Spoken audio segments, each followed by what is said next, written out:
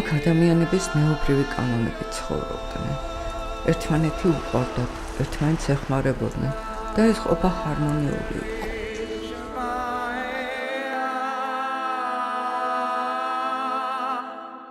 ერთად იზრდებოდნენ ქართველი და აფხაზი ბავშვები. ყველაფერი საერთო ქონდა.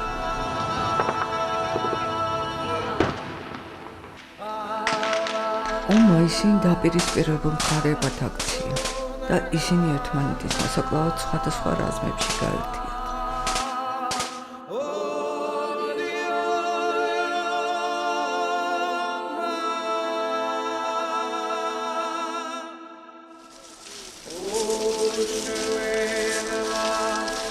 მამა გიორგი მებრძოლებს პირდებოდა, რომ დაბრუნდებოდნენ სიმონ კანანელის საფლავზე აღავლიენ და წინ.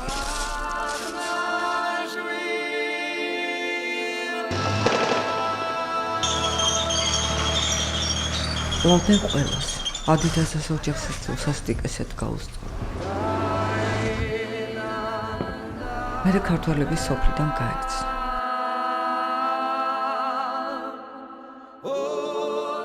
მოთხოვა, დავრუნება მოციქულთან, ლელა წიფურიას ფილმი.